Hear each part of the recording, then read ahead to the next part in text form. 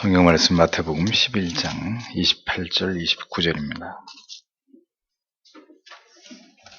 마태복음 11장 28절 29절.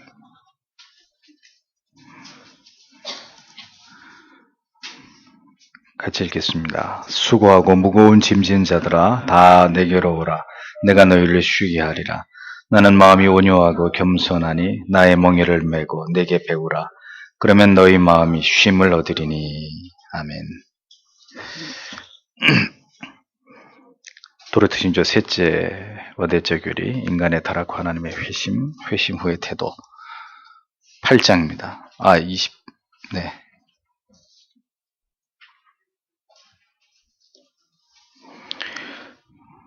8장 같이 읽겠습니다. 진실하게 부름을 받은 사람들은 모두가 복음에 의해 부름받은 사람이다. 왜냐하면 하나님께서는 그가 받으실 만한 것이 무엇인가를 그 말씀 안에서 참되고 진실하게 선언하셨는데, 즉 부름을 받은 사람들은 하나님께 나와야 한다는 것을 말씀하셨던 것이다. 그는 그에게로 나와서 믿는 모든 사람들에게 영혼의 안식과 영생을 분명히 약속해 주셨다.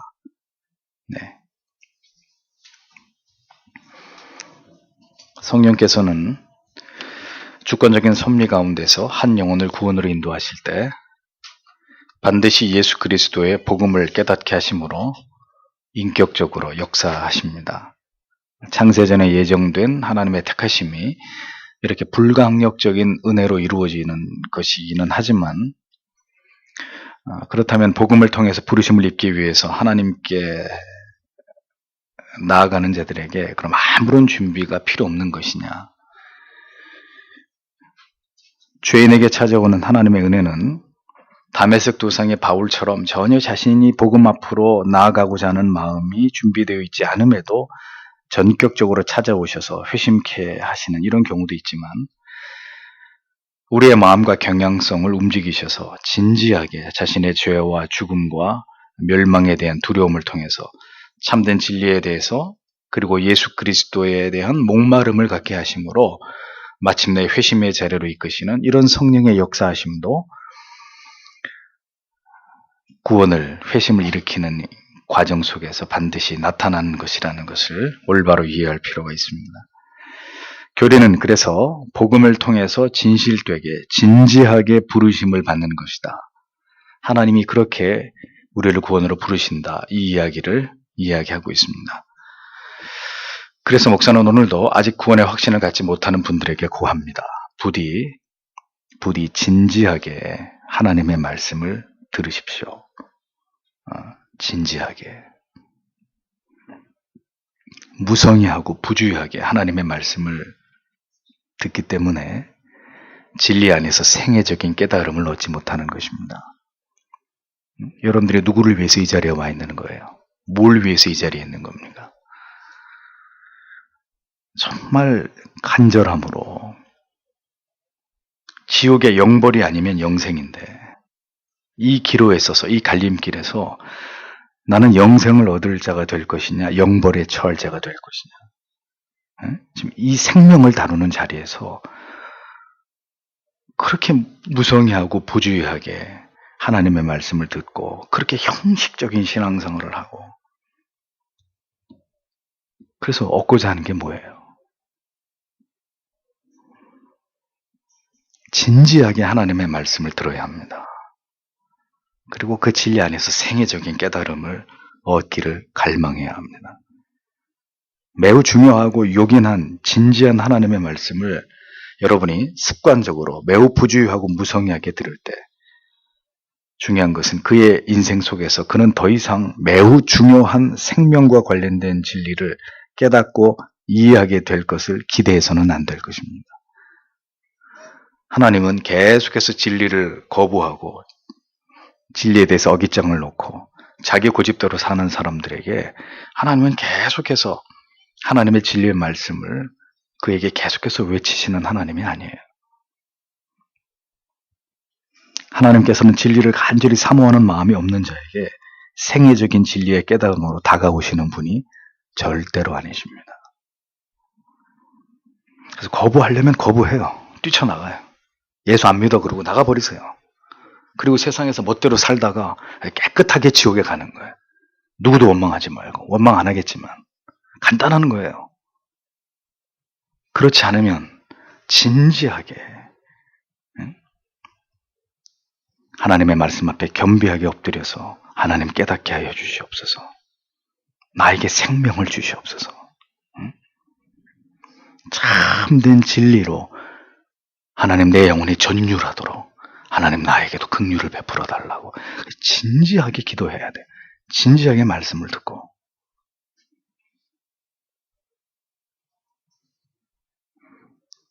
하나님께서는 자기 백성에게 말씀으로 다가오십니다. 그리고 그의 지성과 감정의 문을 놓고 하십니다. 지식의 큰 깨달음이 영혼 안으로 밀려 들어올 때 우리의 감정은 무너지기 시작합니다. 그렇게 견고했던 우리의 자아가 해체되면서 극심한 충격에 사로잡히게 됩니다. 그렇게 될 때 극렬한 감정이 동반되면서 눈물이 터져 나오는 거예요. 가슴이 터질 것 같은 감격을 받게 되는 것이죠. 무엇인가 형언키 힘든 어떤 것이 이 마음의 밑바닥에서부터 솟구쳐 올라오는 이런 것들을 경험하게 되는 거예요. 그가 진지하게 하나님의 말씀 앞에 머리를 조아렸기 때문에 또 성령은 그렇게 되도록 그의 마음을 그렇게 붙들어 가셨기 때문에 복음이 전해져서 한 영혼이 회심하는 자리에서는 이런 생명의 변화들이 일어나는 것입니다. 진지하고 뜨겁고 열정적이지 않은 곳에서 생명의 역사는 한 영혼이 살아계시는 하나님을 대면하는 영광은 절대로 일어나지 않습니다. 그러하기에 언제나 생명의 말씀, 하나님의 지엄하시고 참된 진리가 선포되는 교회에서는 그 예배 가운데 뭐가 있어요? 엄숙함이 있는 거예요. 다소 무겁기까지 한 그런 진지함이 있을 수밖에 없는 것입니다. 왜? 생명이 다루어지고 있기 때문에. 참된 진리가 선포되면서 알곡과 쭉정이를 갈라 세우는 이런 역사가 일어나고 있기 때문에. 그곳에서 진리가 선포되고 있기 때문입니다. 영생이냐 영벌이냐 결정되는 일들이 그 예배 가운데서 말씀을 듣고 배움의 자리에서 묵상하고 기도하는 자리에서 지금도 벌어지고 있기 때문입니다. 그래서 믿을 자는 더 십자가 앞으로 나아가는 것이고 여기서 도태되는 자들은 거기서 더 급격히 멀어져서 세상으로 흘러가 버리게 되는 것이고 주체할 수 없이 경박하고 천박한 인본주의적인 예배는 그 예배의 분위기는 그 자체가 재앙입니다. 어떤 경우에도 진리를 보고 들음에 있어 가벼움은 우리의 영혼을 가볍게 만들고 쉬 흔들리게 만들고 뒤로 물러가게 만드는 결정적인 이유가 되는 것입니다. 세상의 세속의 삶이 자꾸 우리를 말씀에 대한 진지한 태도와 자세를 무너지게 하는 원인이 된다는 사실을 우리는 기억해야 합니다. 세상의 잡다한 것들이 우리가 추구하는 어떤 말초적인 그런 즐거움들이 진리에 대한 우리의 영혼의 진지함을 모두 빼앗아가 버린단 말이에요. 그러니까 진지하게 일주일 동안 뭘 볼 것이냐, 들을 것이냐, 어떤 것을 사유할 것이냐, 이 문제에 있어서 우리가 노력하지 않으면 절대로 주일 예배 가운데 우리의 영혼의 진지함 속에서 하나님의 말씀이 깃드는 이런 은혜는 기대하기 어려운 거예요.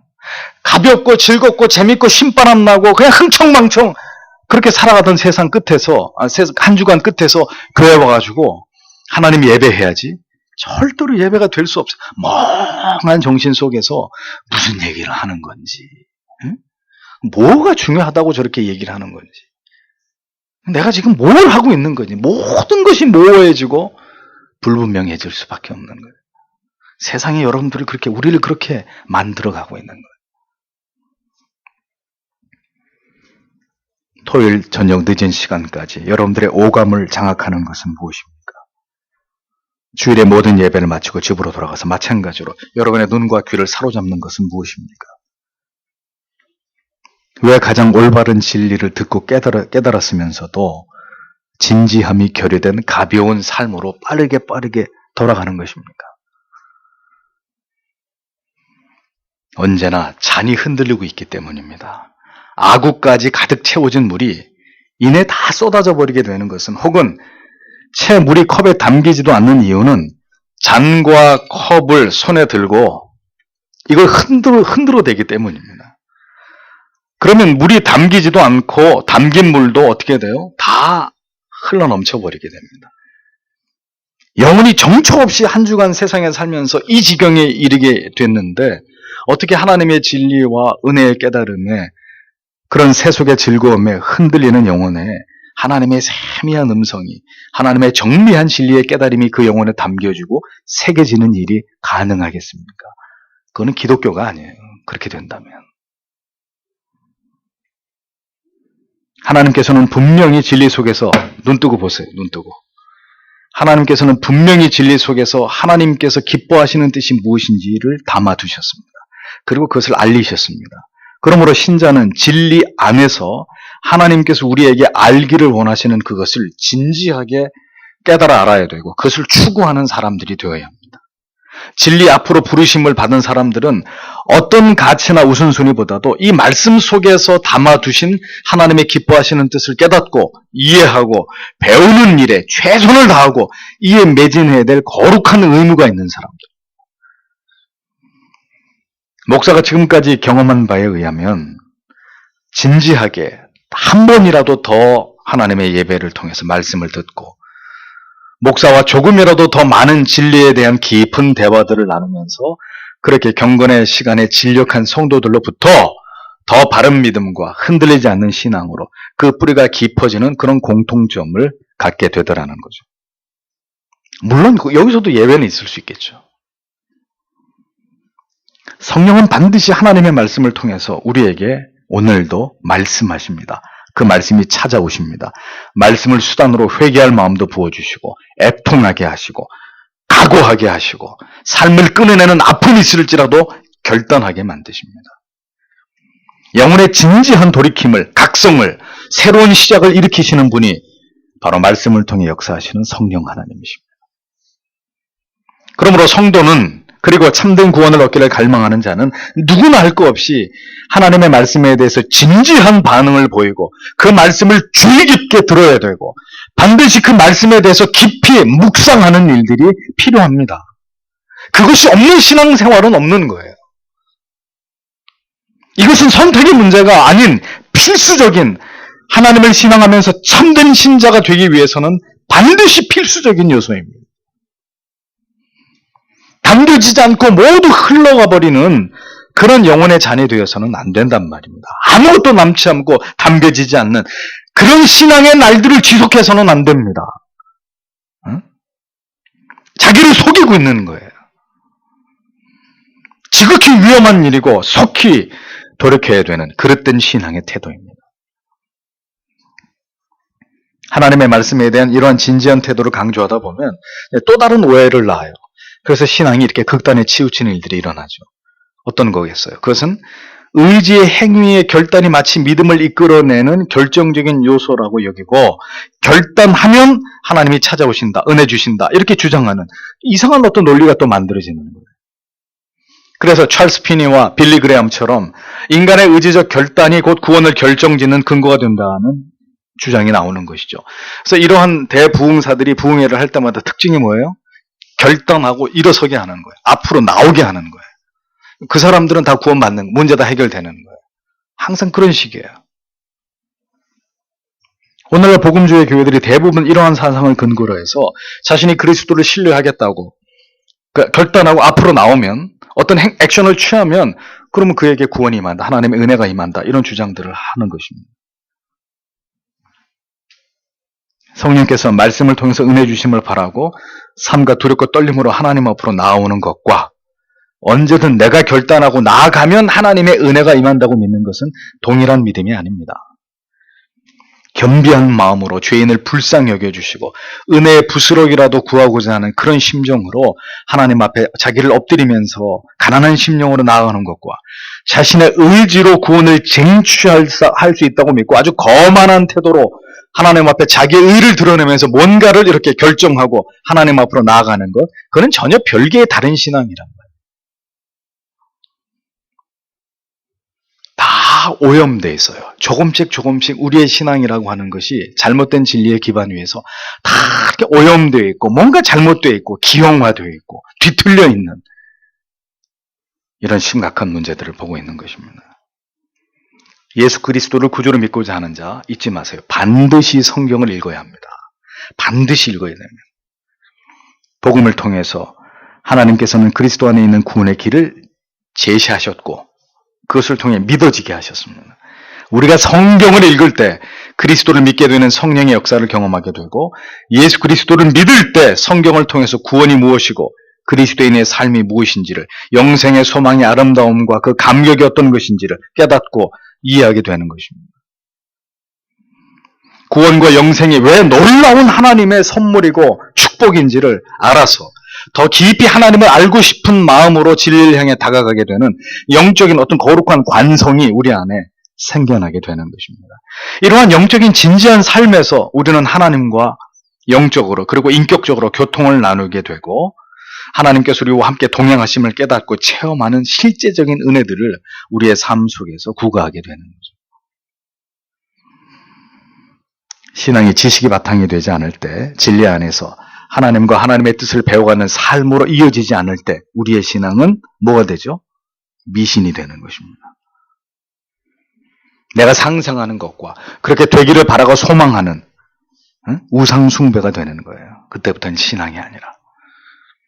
혹은 전혀 치열한 삶이 없는 경건의 능력이 없는 아주 무미건조한 그냥 습관적인 종교적인 삶이 될 뿐인 것입니다. 집에 진귀한 보석이 있는데 어떻게 해요? 가끔씩 금고에서 꺼내가지고 한 번씩 이렇게 쳐다보고 막 이렇게 닦아가지고 또 이렇게 깊이 금고 안에 넣고 보관을 해두죠. 예. 개혁신앙과 신학은 그런 게 아닙니다. 응? 가끔씩 칼빈 이야기하고 청교도 이야기하면서 우리가 그들의 뒤를 쫓는 후회라는 사실에 대해서 뿌듯해하고 위안을 삼고는 그러면 어떻게 삶으로 돌아가면 전혀 치열하지도 열렬하지도 뜨겁지도 않은 그런 삶에 안주하면서 안심해버리는 그런 신앙은 참된 신앙이 아닙니다. 화석이 된 신앙이에요. 죽어있고 잠자는 신앙이에요. 참된 진리를 깨닫고 그것을 부여잡고 그렇게 살아내고자 하는 진지함이 결여된 신앙은 결국 개혁주의와 청교도 코스프레를 하고 있는 영적 허영에 지나지 않는 것입니다. 참된 신자는 언제나 진지하게 말씀 앞에 섭니다. 그리고 그 진리 안에서 우리에게 주어진 이 구원과 은혜의 실체를 깨닫고 살피고 하나님께 감사와 영광을 돌립니다. 그 은혜의 소중함과 절실한 필요성을 알아서 언제나 진지하고 간절하게 진리를 찾고 구하고 더 신령한 은혜 앞으로 나아가게 되어 있습니다. 만약에 여러분이 오늘도 이 같은 진지하고 절박한 마음으로 사슴이 시냇물을 찾듯이 그리고 갓난아이가 젖을 찾듯이 하나님의 은혜를 사모함으로 하나님께 나아오셨다면 반드시 하나님은 여러분들을 그냥 돌려보내지지 않습니다. 반드시 하나님은 그에게 은혜를 맛보게 하고 그것을 누리게 하십니다. 그것이 하나님의 법칙입니다. 그런데 문제는 세속의 정서로 가득 채워진 그래서 영적인 것에는 아무런 기대도 없고 바라는 것도 없고 그냥 텅 빈 마음 그게 문제라는 거예요. 하나님의 말씀에 대한 어떤 영적인 호기심도 없고 더 깊이 하나님을 깨닫고자 하는 그런 마음이 없는 구멍 뚫린 영혼들 그것이 문제라는 겁니다.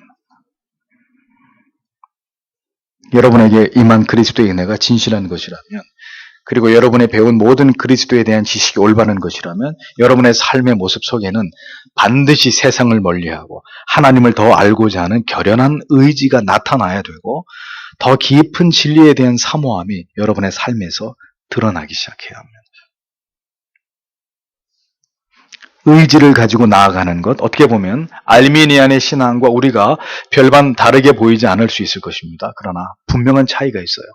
알미니안의 자유의지는 중생의 역사 없이 내가 믿겠다고 하는 의지라면 거기에 반해서 우리의 자유의지는 죄인임을 깨달아서 우리에게 베풀어 주신 그 은혜와 사랑의 소중함을 알아서 더 풍성한 진리의 깨달음 안에서 이제는 죽어도 주를 위해서 죽고 살아도 주를 위해서 살고자 하는 마음으로 더 심오한 진리를 찾고자 하는 의지이니 이는 성령이 이미 우리 안에서 그렇게 우리의 영혼을 주도하고 있다는 것을 보여주는 명백한 증거가 되는 것이라는 것.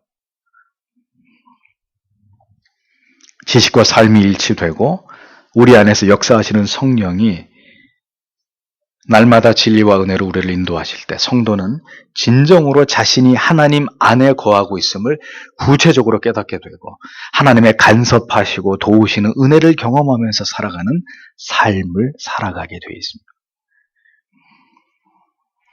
우리는 늘 어떻게 살 것인가를 가지고 고민하죠. 돈이 얼마가 더 이렇게 벌려져야 되고 뭐가 더 필요하고 늘 어떻게 살아야 되느냐 이걸 가지고 고민하고 염려하지만 하나님께서는 우리가 어떤 사람이 되어야 하는지를 언제나 진지하게 우리가 사유하기를 원하십니다. 거듭난 신자로 살아가는 것, 진정한 성도로 바른 믿음 가운데서 하나님의 자녀된 삶을 살아가는 것 모두가 우리가 어떤 사람으로 존재하는가의 문제입니다. 바른 믿음과 진리를 쫓아서 살아가고 그 안에 거하는 자들이 되어가야 되는 거예요. 세상이 우리의 마음과 생각에 침노하는 것을 절대로 허락하지 말고 그럼 어떻게 되는 거예요? 모든 평강은 깨져버리는 거예요. 영혼의 모든 신령한 기쁨은 다 소멸돼 버리는 거예요. 하나님과의 친밀함도 약속하신 영혼의 안식과 영생의 소망도 점점 희미해지는 거예요. 그러니까 내가 신앙이 왜 자꾸 이렇게 되지? 그거를 다른 데서 이유를 찾지 마세요. 여러분들의 삶의 방향이 지금 하나님의 말씀과 정반대를 향하고 있으니까 내 영혼이 급격히 쇠퇴하는 거 아니에요. 내 영혼의 뜨거움과 열렬함과 진지함이 하나님의 말씀에 대해서 정직하게 반응했던 내 감정이 점점 무뎌지는 거 아니에요. 잠에 취한 사람을 보세요. 비틀비틀거리고 말도 횡설수설하고 눈동자도 초점이 맞춰져 있지 않고 그렇지 않습니까? 그러니까 영적으로 우리 자신을 보란 말입니다. 총기 있고 또렷하고 분명한지 아니면 흐리멍텅하고 흐적거리고 있고 이렇게 되든 저렇게 되든 될 대로 되라는 식으로 자포자기의 상태인지 우리 자신을 좀 보란 말입니다. 그러므로 성도는 언제나 진지한 마음으로 복음 안에 두신 하나님의 은혜를 사모해야 되고 그 은혜 안에서 마음과 영혼의 평강을 누리는 자들이 되어야 하는 것입니다. 진리가 영혼에 포개어질수록 더 우리에게 지혜와 명철이 생겨나는 것이고 우리의 인생을 하나님께서 기뻐하시는 뜻을 향해 살아갈 수 있는 힘을 우리가 얻게 되는 것입니다. 기억하셔야 됩니다.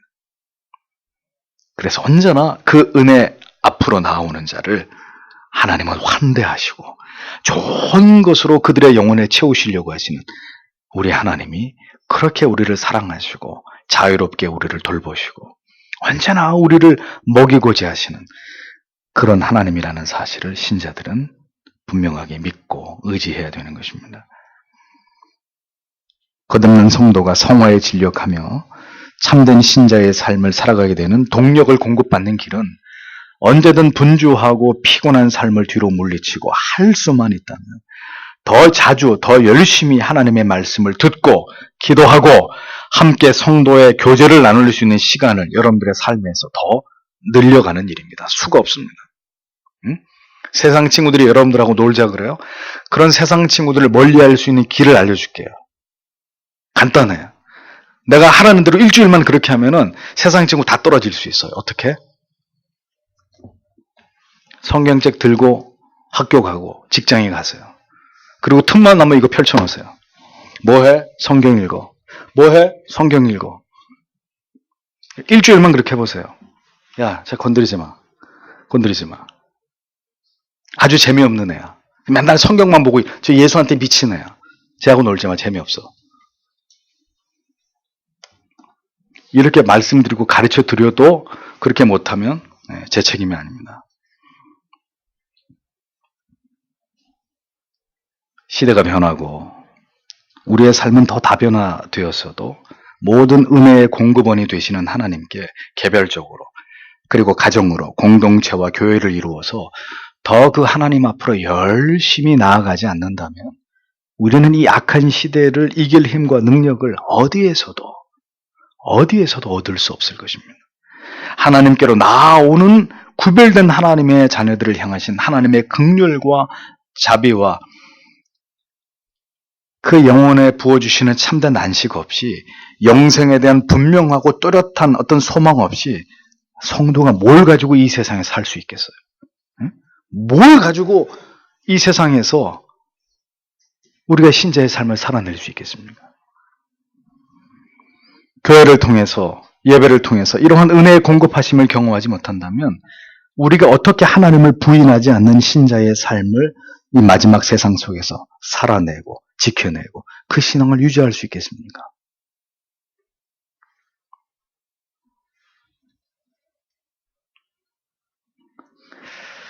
언제나 우리에게 어떤 미래가 다가올지를 생각하면 제 마음은 슬픔으로 가득 채워집니다. 가슴이 미어집니다. 앞으로 다가올 세상이 어떤 세상일까? 이 젊은이들이 살아가야 될, 이 어린 우리 자녀들이 살아가야 될 세상, 어떤 세상이 우리에게 다가오고 있는 것인가?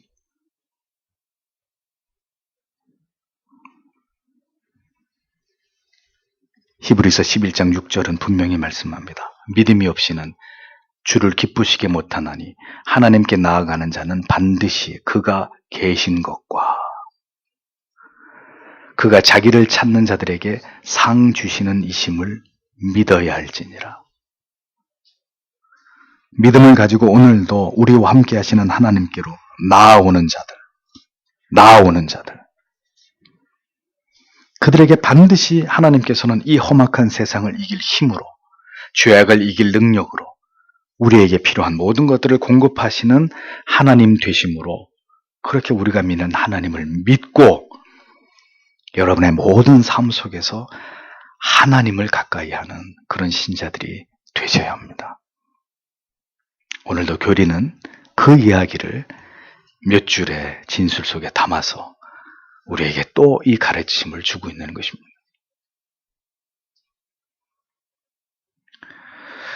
오늘도 이 말씀을 여러분들의 마음에 깊이 새기시고, 하나님 그렇게 우리를 붙들어 주시옵소서. 하나님 그렇게 살아갈 수 있는 의지를 우리에게 주시고, 그렇게 우리의 삶을 정돈할 수 있는 지혜와 명철을 주시고,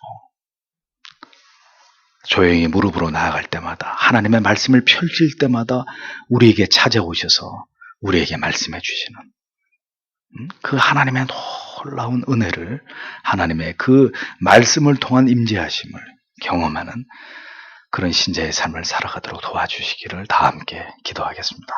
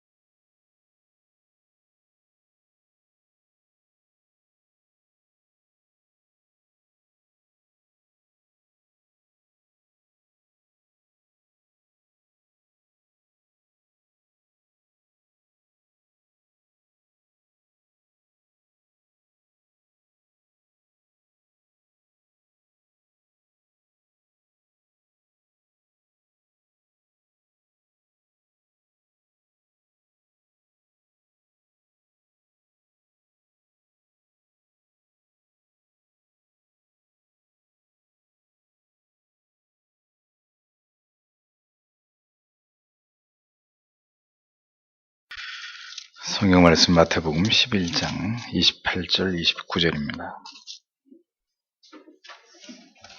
마태복음 11장 28절 29절.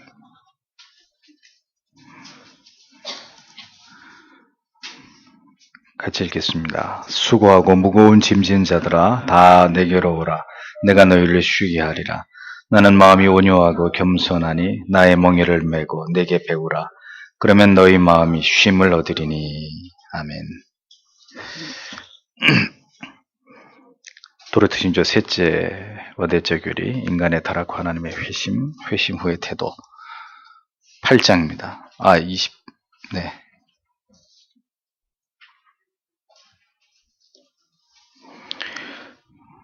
8장 같이 읽겠습니다. 진실하게 부름을 받은 사람들은 모두가 복음에 의해 부름받은 사람이다. 왜냐하면 하나님께서는 그가 받으실 만한 것이 무엇인가를 그 말씀 안에서 참되고 진실하게 선언하셨는데, 즉 부름을 받은 사람들은 하나님께 나와야 한다는 것을 말씀하셨던 것이다. 그는 그에게로 나와서 믿는 모든 사람들에게 영혼의 안식과 영생을 분명히 약속해 주셨다.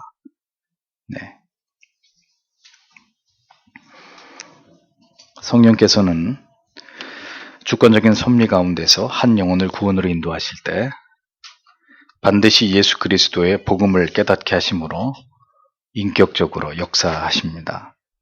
창세전에 예정된 하나님의 택하심이 이렇게 불가항력적인 은혜로 이루어지는 것이기는 하지만, 그렇다면 복음을 통해서 부르심을 입기 위해서 하나님께 나아가는 자들에게 그럼 아무런 준비가 필요 없는 것이냐?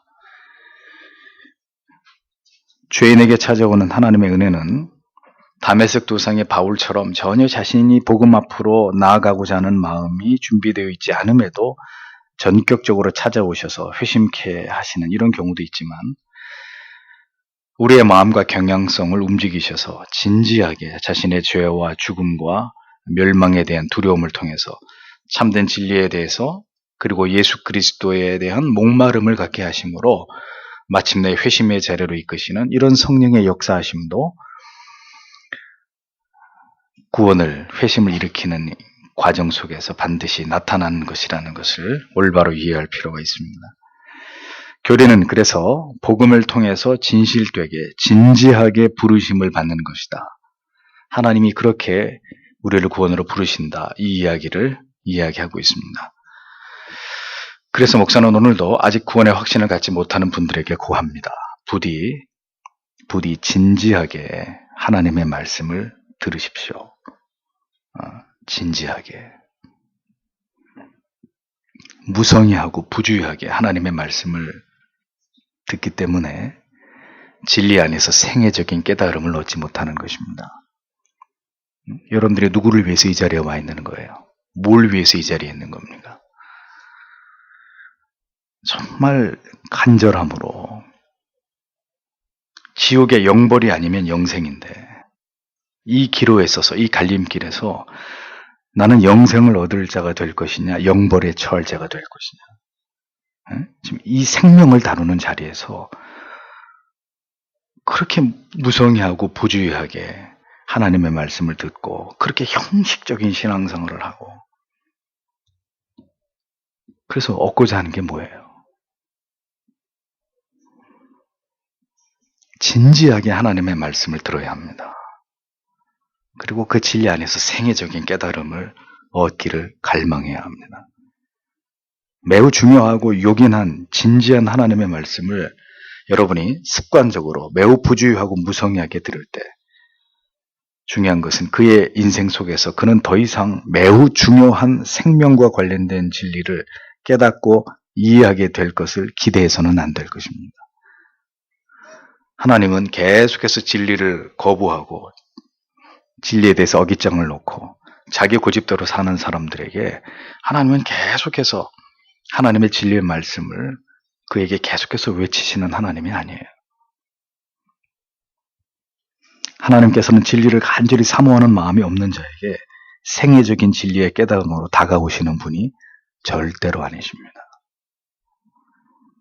그래서 거부하려면 거부해요. 뛰쳐나가요. 예수 안 믿어 그러고 나가버리세요.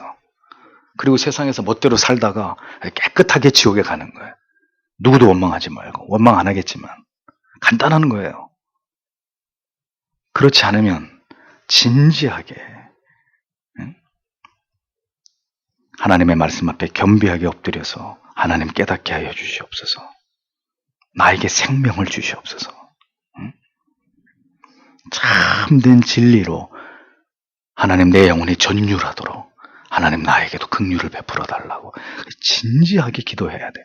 진지하게 말씀을 듣고.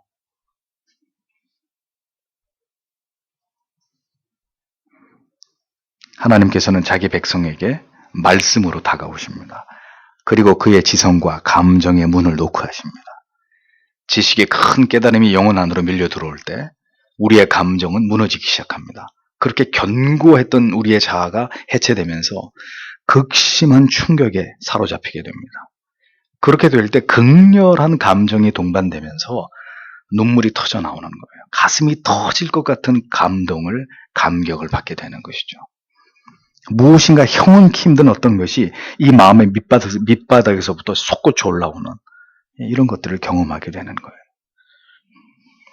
그가 진지하게 하나님의 말씀 앞에 머리를 조아렸기 때문에 또 성령은 그렇게 되도록 그의 마음을 그렇게 붙들어 가셨기 때문에 복음이 전해져서 한 영혼이 회심하는 자리에서는 이런 생명의 변화들이 일어나는 것입니다. 진지하고 뜨겁고 열정적이지 않은 곳에서 생명의 역사는 한 영혼이 살아계시는 하나님을 대면하는 영광은 절대로 일어나지 않습니다. 그러하기에 언제나 생명의 말씀, 하나님의 지엄하시고 참된 진리가 선포되는 교회에서는 그 예배 가운데 뭐가 있어요? 엄숙함이 있는 거예요. 다소 무겁기까지 한 그런 진지함이 있을 수밖에 없는 것입니다. 왜? 생명이 다루어지고 있기 때문에. 참된 진리가 선포되면서 알곡과 쭉정이를 갈라 세우는 이런 역사가 일어나고 있기 때문에. 그곳에서 진리가 선포되고 있기 때문입니다. 영생이냐 영벌이냐 결정되는 일들이 그 예배 가운데서 말씀을 듣고 배움의 자리에서 묵상하고 기도하는 자리에서 지금도 벌어지고 있기 때문입니다. 그래서 믿을 자는 더 십자가 앞으로 나아가는 것이고 여기서 도태되는 자들은 거기서 더 급격히 멀어져서 세상으로 흘러가 버리게 되는 것이고 주체할 수 없이 경박하고 천박한 인본주의적인 예배는 그 예배의 분위기는 그 자체가 재앙입니다. 어떤 경우에도 진리를 보고 들음에 있어 가벼움은 우리의 영혼을 가볍게 만들고 쉬 흔들리게 만들고 뒤로 물러가게 만드는 결정적인 이유가 되는 것입니다. 세상의 세속의 삶이 자꾸 우리를 말씀에 대한 진지한 태도와 자세를 무너지게 하는 원인이 된다는 사실을 우리는 기억해야 합니다. 세상의 잡다한 것들이 우리가 추구하는 어떤 말초적인 그런 즐거움들이 진리에 대한 우리의 영혼의 진지함을 모두 빼앗아가 버린단 말이에요. 그러니까 진지하게 일주일 동안 뭘 볼 것이냐, 들을 것이냐, 어떤 것을 사유할 것이냐, 이 문제에 있어서 우리가 노력하지 않으면 절대로 주일 예배 가운데 우리의 영혼의 진지함 속에서 하나님의 말씀이 깃드는 이런 은혜는 기대하기 어려운 거예요. 가볍고 즐겁고 재밌고 신바람 나고 그냥 흥청망청 그렇게 살아가던 세상 끝에서 한 주간 끝에서 교회 와가지고 하나님 예배해야지 절대로 예배가 될 수 없어요. 멍한 정신 속에서 무슨 얘기를 하는 건지, 뭐가 중요하다고 저렇게 얘기를 하는 건지, 내가 지금 뭘 하고 있는 건지, 모든 것이 모호해지고 불분명해질 수밖에 없는 거예요. 세상이 우리를 그렇게 만들어가고 있는 거예요. 토요일 저녁 늦은 시간까지 여러분들의 오감을 장악하는 것은 무엇입니까? 주일의 모든 예배를 마치고 집으로 돌아가서 마찬가지로 여러분의 눈과 귀를 사로잡는 것은 무엇입니까? 왜 가장 올바른 진리를 듣고 깨달았으면서도 진지함이 결여된 가벼운 삶으로 빠르게 돌아가는 것입니까? 언제나 잔이 흔들리고 있기 때문입니다. 아구까지 가득 채워진 물이 이내 다 쏟아져 버리게 되는 것은, 혹은 채 물이 컵에 담기지도 않는 이유는 잔과 컵을 손에 들고 이걸 흔들어 대기 때문입니다. 그러면 물이 담기지도 않고 담긴 물도 어떻게 돼요? 다 흘러 넘쳐버리게 됩니다. 영혼이 정처 없이 한 주간 세상에 살면서 이 지경에 이르게 됐는데 어떻게 하나님의 진리와 은혜의 깨달음에 그런 세속의 즐거움에 흔들리는 영혼에 하나님의 세미한 음성이, 하나님의 정리한 진리의 깨달음이 그 영혼에 담겨지고 새겨지는 일이 가능하겠습니까? 그거는 기독교가 아니에요. 그렇게 된다면. 하나님께서는 분명히 진리 속에서 눈 뜨고 보세요. 눈 뜨고. 하나님께서는 분명히 진리 속에서 하나님께서 기뻐하시는 뜻이 무엇인지를 담아두셨습니다. 그리고 그것을 알리셨습니다. 그러므로 신자는 진리 안에서 하나님께서 우리에게 알기를 원하시는 그것을 진지하게 깨달아 알아야 되고 그것을 추구하는 사람들이 되어야 합니다. 진리 앞으로 부르심을 받은 사람들은 어떤 가치나 우선순위보다도 이 말씀 속에서 담아두신 하나님의 기뻐하시는 뜻을 깨닫고 이해하고 배우는 일에 최선을 다하고 이에 매진해야 될 거룩한 의무가 있는 사람들. 목사가 지금까지 경험한 바에 의하면 진지하게 한 번이라도 더 하나님의 예배를 통해서 말씀을 듣고 목사와 조금이라도 더 많은 진리에 대한 깊은 대화들을 나누면서 그렇게 경건의 시간에 진력한 성도들로부터 더 바른 믿음과 흔들리지 않는 신앙으로 그 뿌리가 깊어지는 그런 공통점을 갖게 되더라는 거죠. 물론 여기서도 예외는 있을 수 있겠죠. 성령은 반드시 하나님의 말씀을 통해서 우리에게 오늘도 말씀하십니다. 그 말씀이 찾아오십니다. 말씀을 수단으로 회개할 마음도 부어주시고 애통하게 하시고 각오하게 하시고 삶을 끊어내는 아픔이 있을지라도 결단하게 만드십니다. 영혼의 진지한 돌이킴을, 각성을, 새로운 시작을 일으키시는 분이 바로 말씀을 통해 역사하시는 성령 하나님이십니다. 그러므로 성도는 그리고 참된 구원을 얻기를 갈망하는 자는 누구나 할 것 없이 하나님의 말씀에 대해서 진지한 반응을 보이고 그 말씀을 주의 깊게 들어야 되고 반드시 그 말씀에 대해서 깊이 묵상하는 일들이 필요합니다. 그것이 없는 신앙생활은 없는 거예요. 이것은 선택의 문제가 아닌 필수적인 하나님을 신앙하면서 참된 신자가 되기 위해서는 반드시 필수적인 요소입니다. 담겨지지 않고 모두 흘러가 버리는 그런 영혼의 잔이 되어서는 안 된단 말입니다. 아무것도 남지 않고 담겨지지 않는 그런 신앙의 날들을 지속해서는 안 됩니다. 응? 자기를 속이고 있는 거예요. 지극히 위험한 일이고 속히 돌이켜야 되는 그릇된 신앙의 태도입니다. 하나님의 말씀에 대한 이러한 진지한 태도를 강조하다 보면 또 다른 오해를 낳아요. 그래서 신앙이 이렇게 극단에 치우치는 일들이 일어나죠. 어떤 거겠어요? 그것은 의지의 행위의 결단이 마치 믿음을 이끌어내는 결정적인 요소라고 여기고 결단하면 하나님이 찾아오신다, 은혜 주신다 이렇게 주장하는 이상한 어떤 논리가 또 만들어지는 거예요. 그래서 찰스 피니와 빌리 그레함처럼 인간의 의지적 결단이 곧 구원을 결정짓는 근거가 된다는 주장이 나오는 것이죠. 그래서 이러한 대부흥사들이 부흥회를 할 때마다 특징이 뭐예요? 결단하고 일어서게 하는 거예요. 앞으로 나오게 하는 거예요. 그 사람들은 다 구원받는, 문제 다 해결되는 거예요. 항상 그런 식이에요. 오늘날 복음주의 교회들이 대부분 이러한 사상을 근거로 해서 자신이 그리스도를 신뢰하겠다고 결단하고 앞으로 나오면 어떤 액션을 취하면 그러면 그에게 구원이 임한다. 하나님의 은혜가 임한다. 이런 주장들을 하는 것입니다. 성령께서 말씀을 통해서 은혜 주심을 바라고 삶과 두렵고 떨림으로 하나님 앞으로 나아오는 것과 언제든 내가 결단하고 나아가면 하나님의 은혜가 임한다고 믿는 것은 동일한 믿음이 아닙니다. 겸비한 마음으로 죄인을 불쌍히 여겨주시고 은혜의 부스럭이라도 구하고자 하는 그런 심정으로 하나님 앞에 자기를 엎드리면서 가난한 심령으로 나아가는 것과 자신의 의지로 구원을 쟁취할 수 있다고 믿고 아주 거만한 태도로 하나님 앞에 자기의 의를 드러내면서 뭔가를 이렇게 결정하고 하나님 앞으로 나아가는 것, 그건 전혀 별개의 다른 신앙이란 말이에요. 다 다 오염되어 있어요. 조금씩 우리의 신앙이라고 하는 것이 잘못된 진리의 기반 위에서 다 이렇게 오염되어 있고 뭔가 잘못되어 있고 기형화되어 있고 뒤틀려 있는 이런 심각한 문제들을 보고 있는 것입니다. 예수 그리스도를 구주로 믿고자 하는 자 잊지 마세요. 반드시 성경을 읽어야 합니다. 반드시 읽어야 됩니다. 복음을 통해서 하나님께서는 그리스도 안에 있는 구원의 길을 제시하셨고 그것을 통해 믿어지게 하셨습니다. 우리가 성경을 읽을 때 그리스도를 믿게 되는 성령의 역사를 경험하게 되고 예수 그리스도를 믿을 때 성경을 통해서 구원이 무엇이고 그리스도인의 삶이 무엇인지를 영생의 소망의 아름다움과 그 감격이 어떤 것인지를 깨닫고 이해하게 되는 것입니다. 구원과 영생이 왜 놀라운 하나님의 선물이고 축복인지를 알아서 더 깊이 하나님을 알고 싶은 마음으로 진리를 향해 다가가게 되는 영적인 어떤 거룩한 관성이 우리 안에 생겨나게 되는 것입니다. 이러한 영적인 진지한 삶에서 우리는 하나님과 영적으로 그리고 인격적으로 교통을 나누게 되고 하나님께서 우리와 함께 동행하심을 깨닫고 체험하는 실제적인 은혜들을 우리의 삶 속에서 구가하게 되는 거죠. 신앙이 지식이 바탕이 되지 않을 때 진리 안에서 하나님과 하나님의 뜻을 배워가는 삶으로 이어지지 않을 때 우리의 신앙은 뭐가 되죠?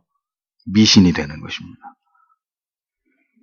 내가 상상하는 것과 그렇게 되기를 바라고 소망하는 우상 숭배가 되는 거예요. 그때부터는 신앙이 아니라. 혹은 전혀 치열한 삶이 없는 경건의 능력이 없는 아주 무미건조한 그냥 습관적인 종교적인 삶이 될 뿐인 것입니다. 집에 진귀한 보석이 있는데 어떻게 해요? 가끔씩 금고에서 꺼내가지고 한 번씩 이렇게 쳐다보고 막 이렇게 닦아가지고 또 이렇게 깊이 금고 안에 넣고 보관을 해두죠. 예. 개혁신앙과 신학은 그런 게 아닙니다.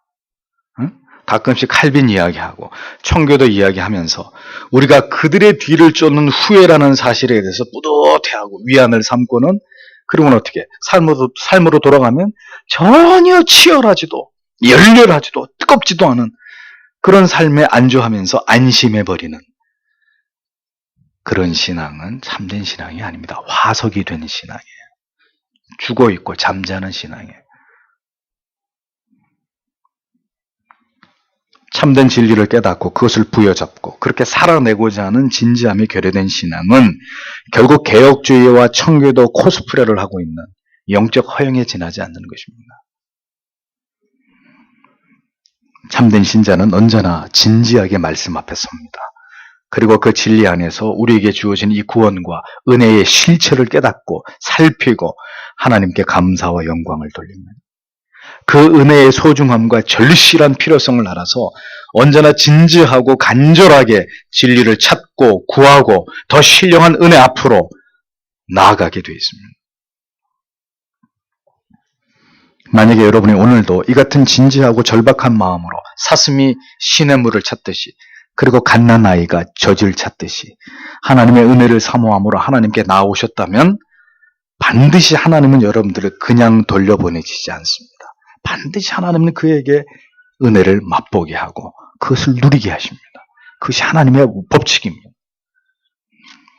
그런데 문제는 세속의 정서로 가득 채워진 그래서 영적인 것에는 아무런 기대도 없고 바라는 것도 없고 그냥 텅 빈 마음 그게 문제라는 거예요.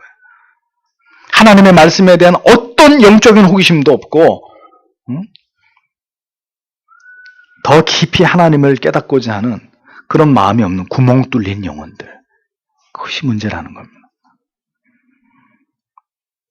여러분에게 임한 그리스도의 은혜가 진실한 것이라면 그리고 여러분이 배운 모든 그리스도에 대한 지식이 올바른 것이라면 여러분의 삶의 모습 속에는 반드시 세상을 멀리하고 하나님을 더 알고자 하는 결연한 의지가 나타나야 되고 더 깊은 진리에 대한 사모함이 여러분의 삶에서 드러나기 시작해야 합니다.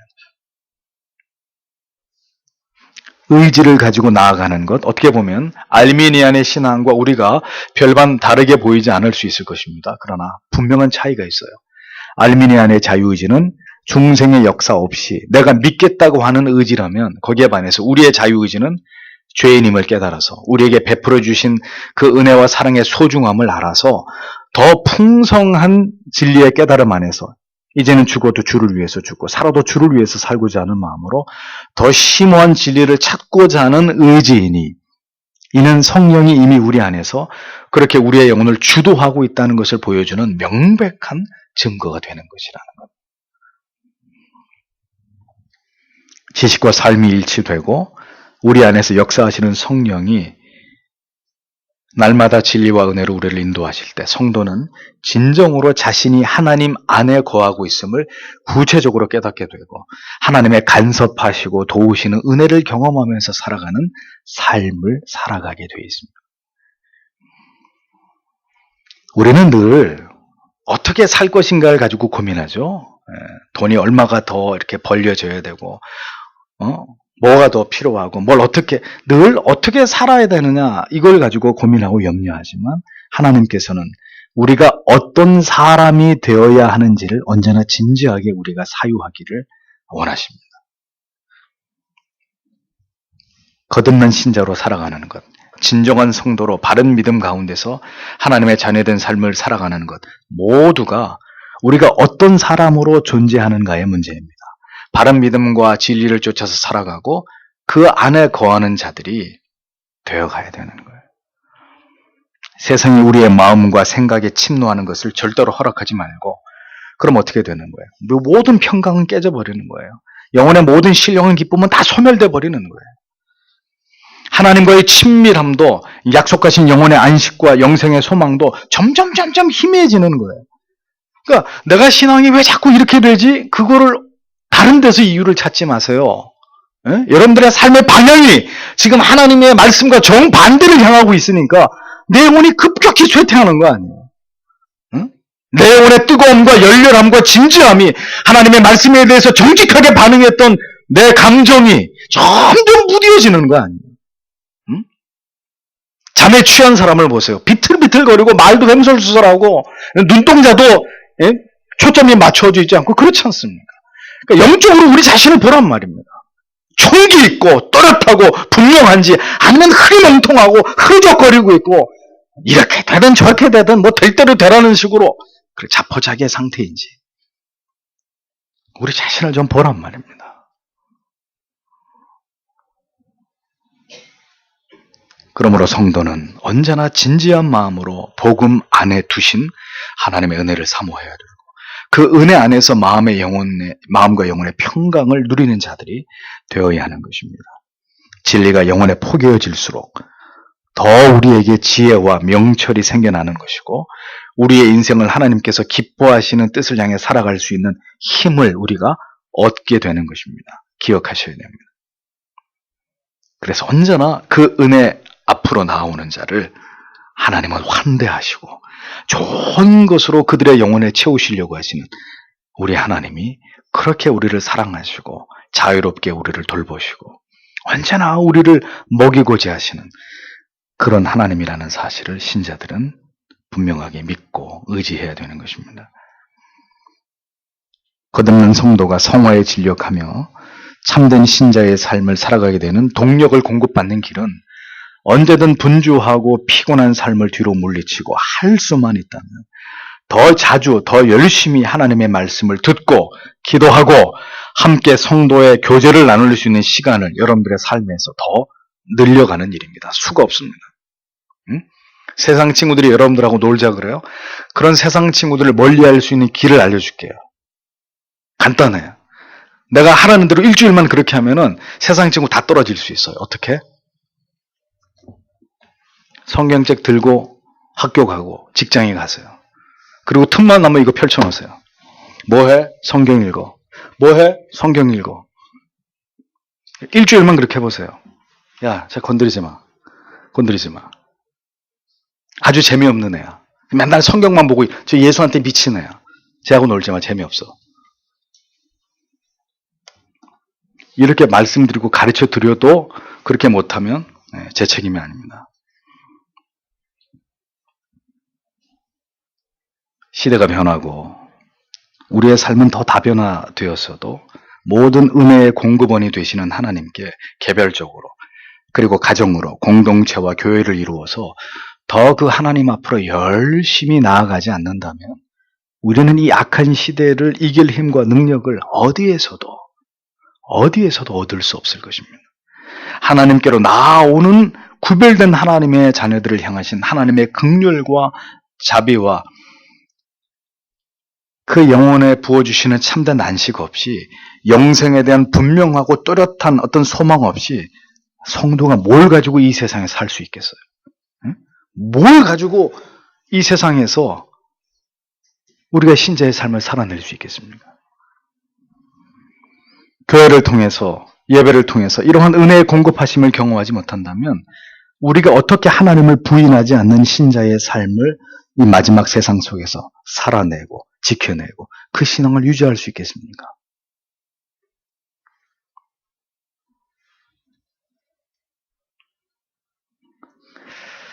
언제나 우리에게 어떤 미래가 다가올지를 생각하면 제 마음은 슬픔으로 가득 채워집니다. 가슴이 미어집니다. 앞으로 다가올 세상이 어떤 세상일까? 이 젊은이들이 살아가야 될, 이 어린 우리 자녀들이 살아가야 될 세상, 어떤 세상이 우리에게 다가오고 있는 것인가?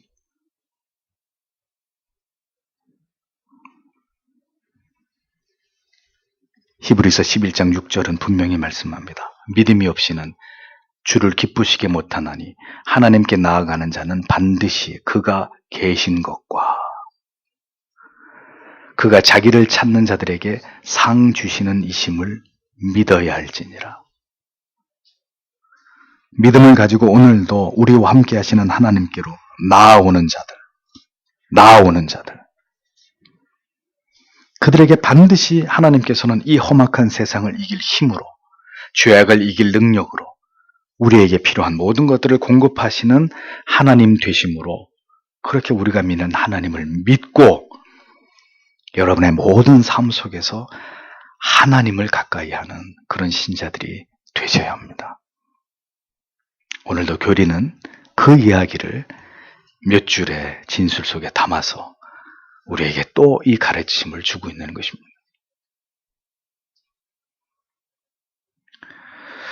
오늘도 이 말씀을 여러분들의 마음에 깊이 새기시고, 하나님 그렇게 우리를 붙들어 주시옵소서. 하나님 그렇게 살아갈 수 있는 의지를 우리에게 주시고, 그렇게 우리의 삶을 정돈할 수 있는 지혜와 명철을 주시고, 조용히 무릎으로 나아갈 때마다, 하나님의 말씀을 펼칠 때마다 우리에게 찾아오셔서 우리에게 말씀해 주시는 그 하나님의 놀라운 은혜를, 하나님의 그 말씀을 통한 임재하심을 경험하는 그런 신자의 삶을 살아가도록 도와주시기를 다 함께 기도하겠습니다.